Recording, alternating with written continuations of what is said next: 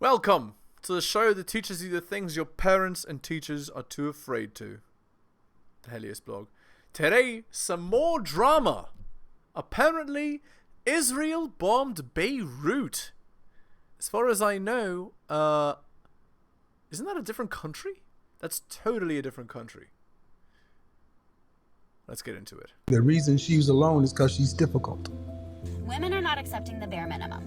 Women fuck men they respect. All the women who say things like, I'm strong, independent, I don't need no man, like, y'all impress me. Women just gaslight each other and say what they want to hear.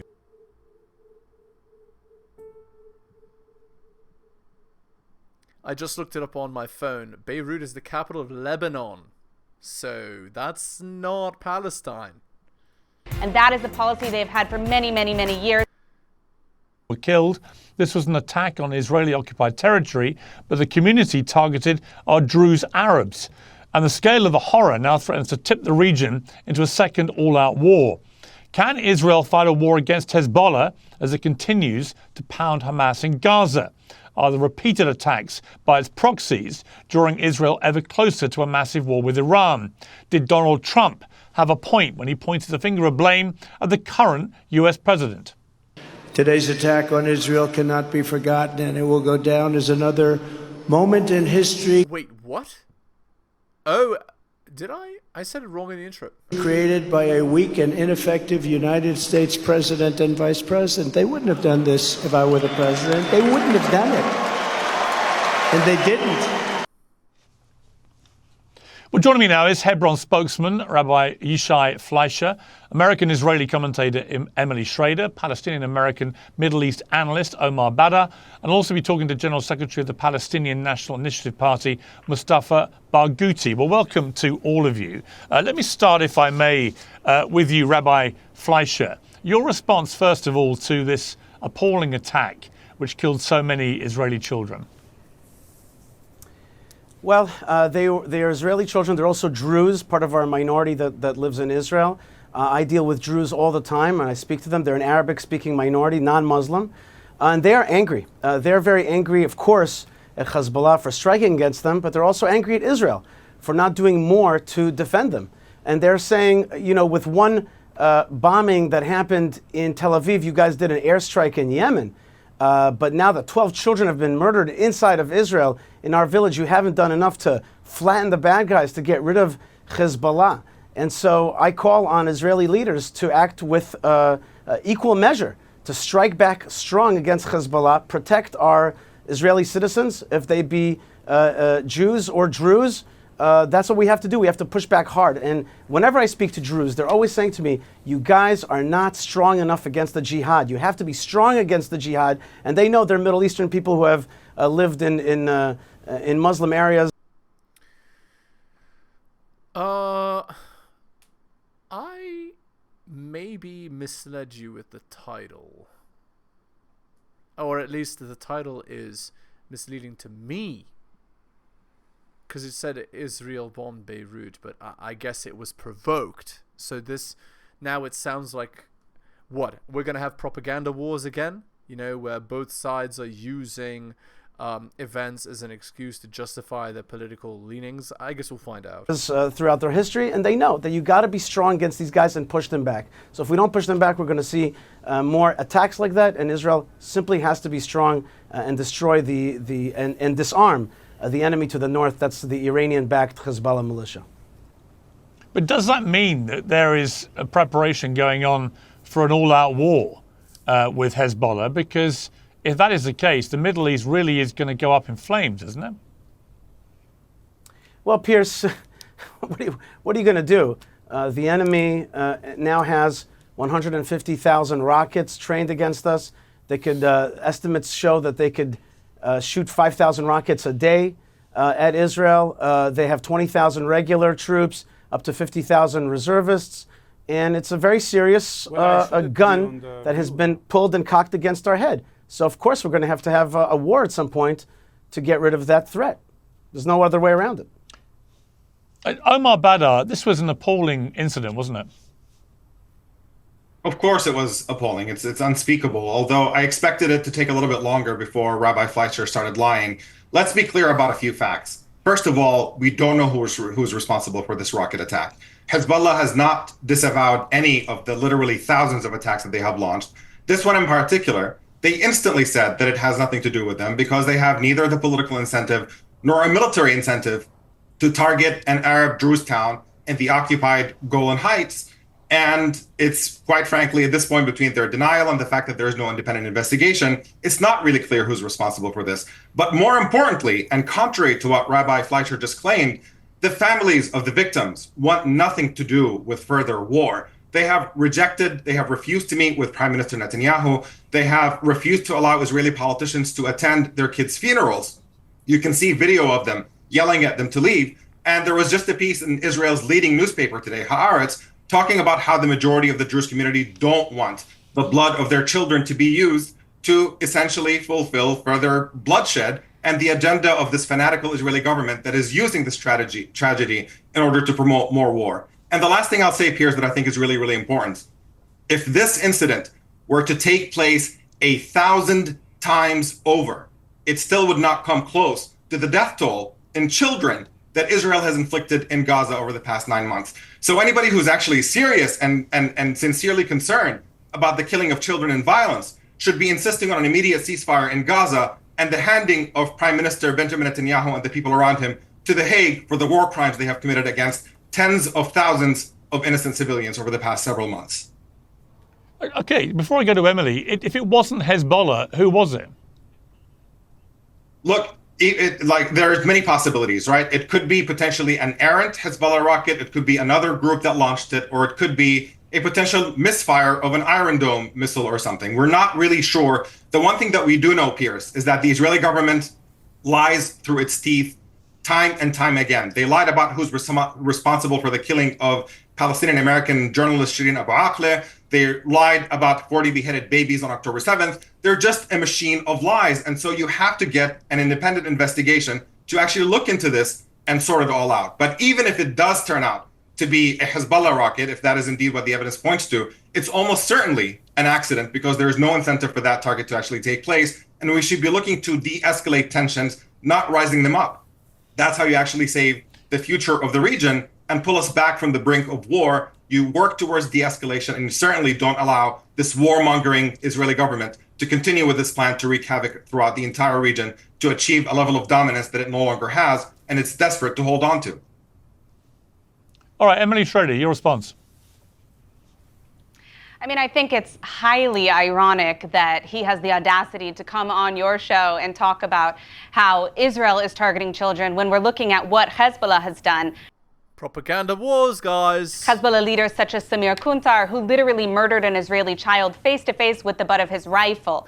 Hezbollah, who in previous wars murdered 50% of the civilians who were killed, were actually Arab Israeli citizens. There were rockets coming down onto majority Arab towns like Nazareth, killing Arab Israeli babies. There has been no differentiation by terrorist organizations when it comes to targeting Israeli citizens, whether they're Druze or Arab, Christian, Jewish, doesn't matter. If you're Israeli, that's fair game for terrorist organizations. And that is a policy they've had for many, many, many years. There is no reason to believe that suddenly Hezbollah wouldn't be targeting children. It's patently absurd. These kids were not Israeli. It's patently absurd. And also what he's saying, about the Jewish communities, the majority. And here we are again at just fighting, shouting over each other, shouting contest, propaganda wars. But stop interrupting me. The majority of Druze fight side by side. They fight side by side in the IDF. They fight side by side. I know what you're going to say. I know what you're going to say. It's nonsense, and I'll tell you why. Because the Druze in Majda Shams were all offered citizenship, and they are eligible for citizenship anytime they want to take it. Whether or not they were citizens, they are eligible for it, and they are entitled to Israeli citizens. Some of them were Israeli citizens. I do not know that 100% of them. I do not know if 100%. Let me speak. Stop lying about who these children are. They're not you have been Israeli. lying the entire time. Okay. You came on here and tried to say that Hezbollah. Please don't talk over each other. Freaking disaster, man. Every debate turns out the same way. Incentive. Yeah, Omar, with respect, Emily let you speak. Hang on. Emily, you can speak. Omar, I did let Omar. Israeli, You did speak without it. Omar, you spoke without interruption. Let Emily respond, and I will then come back to you. But let her respond. Sounds good. Go for it. Israeli citizens in the Golan. The Israeli citizens in the Golan Heights are entitled to Israeli citizenship. They have been offered, and many of them have accepted. The numbers are actually going up over time. In addition to that, I, as a journalist, have spoken to people in Majd al-Shams, since this started. They are very, very clear about what they want. And frankly, Yishai is correct. The Druze community doesn't put up with terrorist behavior, such as what Hezbollah did. And the idea that Hezbollah doesn't have an incentive to target Israeli children, whether Arab or Jewish, is absurd. Because since their existence, since they were founded, this is a policy that they have had. They have targeted civilians. That is why they're a terrorist organization. And I want to remind everyone of one more thing, that this terrorist organization is a direct proxy of the Islamic Republic of Iran. They're acting at the direction and at the behest of the Islamic Republic of Iran. I see. So this is the new talking point. It's all Iran's fault. I understand. It sounds to me like they're trying to create an enemy that they can ally against. And when I say they, I mean, the countries in the area, right? Israel's trying to say, we don't have any problems with any of you. We have a problem with Iran and the people who are proxying Iran. So ally with us to defeat Iran. That's the implication I'm hearing here. You tell me if I'm wrong. And the rocket, which was fired, according to Israeli sources and according to the IDF itself, was an Iranian-made rocket. So the Iran fingerprints from the Islamic Republic are all over this, the same as they are with every terrorist organization that Israel is dealing with now. And I agree with Yishai that we need to deliver a very, very strong deterrent, not punishment. This isn't about revenge. This is about deterring Hezbollah from attacking Israeli citizens. And they have sent over 6,000 rockets since October 8th. To act as if Israel is warmongering here is patently absurd. All right. May I respond to this avalanche of violence at this point? Let me just let Omar, hang on, please. Omar, you respond to what Emily just said, then I'm going to go to Rabbi Fleischer. Sure. Two things. First of all, she said these were Israeli children, and we could see when the Israeli military spokesperson was addressing this incident that he was interrupted by other Israeli officials to point out that they're not, in fact, Israeli. The Golan Heights are occupied Syrian territory, and a significant portion of the Syrian Druze community that lives in them refused Israeli citizenship, which tells you something. And the other thing about what these children and their families want. Omar, do we know how many of the children who died were Israeli citizens? I'm not entirely sure if any of them were or not, but I can tell you there is one thing that is really clear at this point, Piers, that I think is really important, is you can listen to Emily and Rabbi Fleischer tell you about what the families of these kids want, or you can listen to the families themselves, who are widely quoted in the Israeli press, talking at this point about the fact that they don't want the blood of their children to be used as justification for further bloodshed. And they have referred to Netanyahu as a war criminal, and they want nothing to do with this government. So yes, you can listen to these propagandists tell you what their interpretation of these events are, or you can talk directly to the families of these children who were killed with this really incredibly tragic and horrifying incident and find out what they actually want. And it has nothing to do with the lies that we've just heard from Yishai and from Emily. Okay, Rabbi Fleischer. I mean, family, so there's not a consensus on that. Emily, there's not a consensus at all. Emily, let me go to Rabbi Fleischer, please. Rabbi Fleischer, I mean, it's complex, this particular story, for the reasons that we are now, discussing in this debate. Is that we don't actually know how many, if any, of these children were Israeli school children. I assumed that most of them were. That appears not to be the case. Do you have any information which can say unequivocally either way? I'm a little bit at wonderment at your question, as though it matters.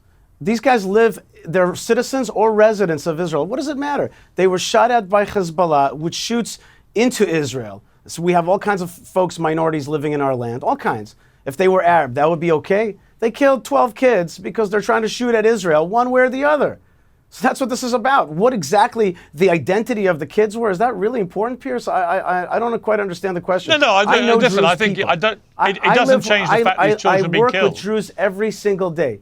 I always ask them, I say to them, tell me candidly, what do you think about living in Israel?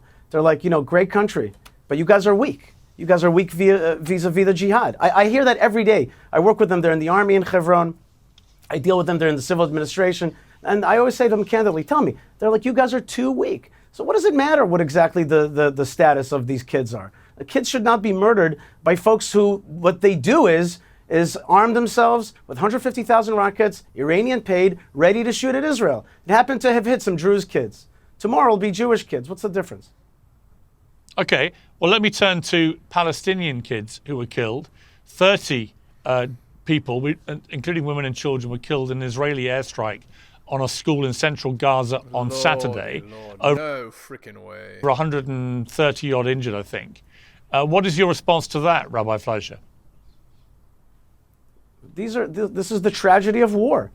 And this is exactly Hamas's strategy for this war. They and their fighters will live in tunnels underneath Gaza. They will fire rockets into Israel. They will send in their terrorists to kill, maim, and murder. Then they'll keep the civilians on top while they live in their, tunnel hotels underneath, and make sure that there's more dead babies so that they could use that in the media as a strategy, as another way of striking at Israel. So it's horrific. But how many terrorists were killed? Okay, but hang on. How many terrorists were killed in that airstrike? Probably zero. Pierce, it's a war. I'm not here. I'm not an army spokesman. I'm not here to tell you exactly numbers. You're kind of getting today into these, but if Hezbollah, okay, but here's my point. If Hezbollah, I promise you, Pierce, nobody was targeting these children. Let me make my position. If Hezbollah suddenly said, yeah, we fired that rocket, which killed the 12 children, right? The 12 children who were killed after this attack in Gaza.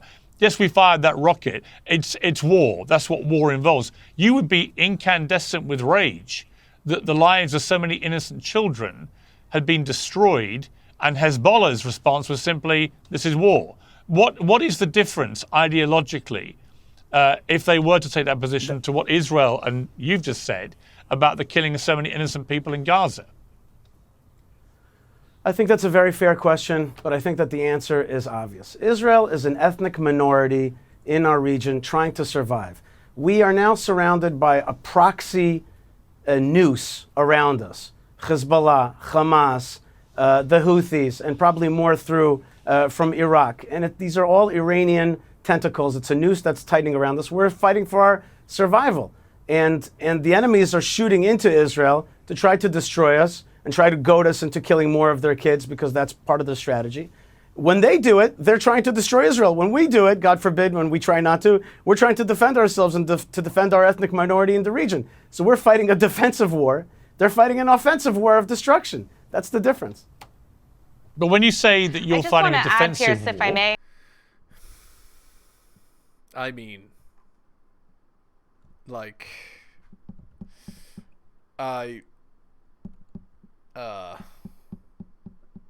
it's tough to remain unbiased. I just see wanton death and destruction. Hang on, Emily, hang on. I will come to you next. When you say you're fighting a defensive war, what the critics of the way that Israel has executed this war will say is that, yes, what happened October 7th was horrific. 1,200 people murdered, including many, many innocent women and children. Nearly 7,000 more wounded, some of them horrifically. Yes, that was a despicable terror attack, but the scale of Israel's response in Gaza alone has been unbelievably disproportionate, that you're now up to 35,000, 40,000 people being killed. Again on Saturday, not really reported that much because it becomes the norm that 30 people are killed by an Israeli airstrike, 100 plus more injured, many, many women and children killed and wounded. And this is going on an almost daily basis. And there seems to be no apparent plan by Israel's government for what happens at the end of this, or indeed how it ends. Pierce, let me use this opportunity then to actually criticize my government as well. I think that Israel should have fought this war much harder right at the beginning. In the first 2 weeks, we should have shut down the electricity and the water and the fuel, and we should have dried out the terrorists. We should have turned off all those turbines that bring air into those tunnels. We should have fought a very hard and fast war instead of a drawn out 10-month war where we still haven't even destroyed Hamas. And so I'm a critic of that as well. I say that had Israel fought a much more vociferous and intense war at the get-go, we would have probably defeated Hamas and saved a lot more civilian lives. When you draw it out, when you let the international community send in food, which then gets taken by Hamas for their fighters, and you slow everything down and you make it into a war of attrition, more and more people die. And so I say, be much more aggressive, quick, strong, push back on the bad guys. And I agree with you 1,000%. I couldn't agree even more that Israel does not have an endgame strategy. As I've said on your show previously, people like myself believe that Israel should govern Gaza, re-govern Gaza militarily, and then... Man, if you want to learn some lessons for how to talk to the media, just listen to this guy. This guy is like, wow. I mean, I don't necessarily agree with everything the guy says, but the way that he spins everything so expertly, some lessons to be learned there for sure. Slowly but surely resettle it. And of course, give decent Arabs, Palestinians who are pro-Israel, who are anti-jihad, which there are millions of them. There are millions that are sadly pro-jihad, but there are millions who are against it and want a decent life with Israel. This is our ancestral land. This is part of the mandate for Israel. And so this is the place that we should govern. I might even be in disagreement with some of my colleagues in Israel, but people like myself believe that we should be bigger, bolder, hold on to that land. And that's the end game strategy, which is to govern that place, rid it of jihad, rebuild it, give decent people an opportunity for a decent... I mean, we already kind of knew that was Israel's strategy, right? Based on what they were saying, they do plan on burning it to the ground and remaking it as their own. Very Russian. In life, only Israel can... Well, Russia would do just the first part of that. Ensure that. Certainly not the Palestinian Authority, certainly not Hamas or some kind of international consortium. It's not going to work. It never worked. And they're just going to rebuild the jihad if you let them. And I say destroy the jihad, govern the place, give decent people an opportunity for a life again in Gaza. Let me go to the General Secretary of the Palestinian National Initiative Party, Mustafa Barghouti. Mustafa Barghouti, thank you for joining me. Your response to what you just heard from Rabbi Fleischer.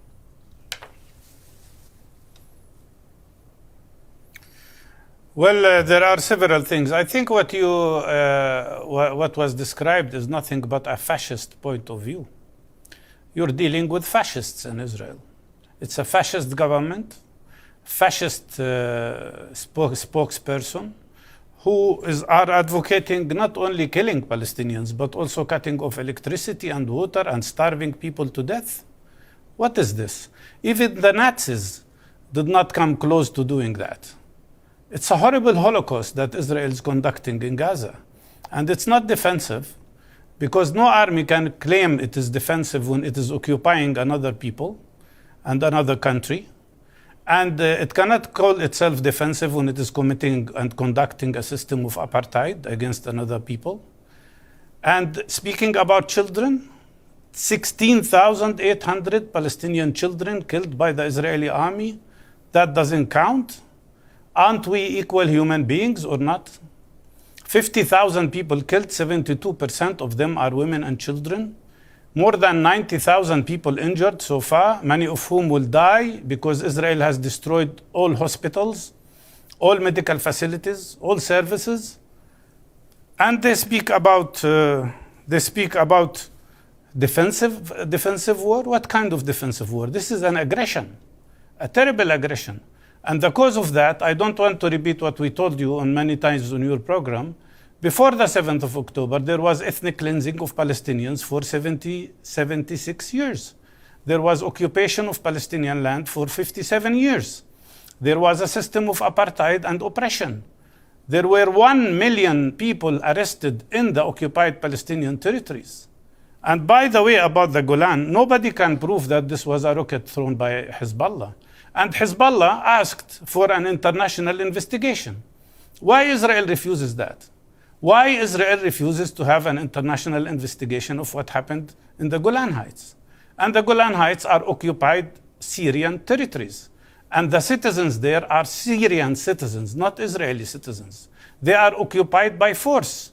And they don't want to be Israeli citizens. They're very clear about that.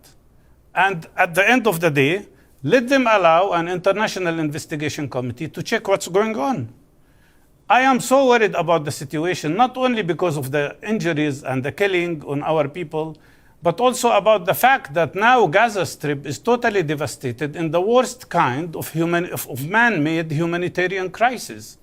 More than 1.5 million people are stuck now in a very little strip with no food, no medicine, no shelter, no place to go to, and the bombardment continues. Just because Netanyahu doesn't want to stop this war, and just because Netanyahu wants to save his guts and wants to continue this war because he knows that the end of this war means the end of his political career. Man, the way he's describing it makes it sound very bad. This is terrible. And I can see that what we see in Israel, unfortunately, is the rise of fascism. And the proof to that is what you have seen yesterday when the Israeli fascists attacked even Israeli soldiers because they wanted to investigate the cases of in Sdetiman prison or concentration camp, I should say, where Palestinian prisoners were tortured to death. They were beaten, they were starved, they were shocked with electrical shocks, they were hanged, and some of them had their hands amputated because of the chains that were put on them, and some of them were raped. Sexual abuse and rape happened in Israeli prison, Sdetiman, by Israeli soldiers. That's not my report, it's the Washington Post report. How could Israel live with that and still claims it is a democracy and claims that it is supporting human rights and that it is conducting a defensive war? Okay. Scathing. And on that note, my lord, I don't even know what to say. It's crazy. All right, well, hit the like, hit the sub, hit all the notifications. Go buy my books like Hunter M, Adrian L. Tom, and Bobby, Dylan, Renaissance Press, Brian, Andrew, Alan, Armani, and Nicholas. Shout out to you. Most recent purchase of both my books, Strategist Guide to Seduction and Quits to Live By. Thank you. If you'd like coaching like Nick H there, just message me at theheliosblog@gmail.com. That's my email. And I do offer early access content on my Patreon. Thank you so much for listening, guys, especially if you listen to the end. I really do appreciate it. Take care of yourselves, and I'll see you next time.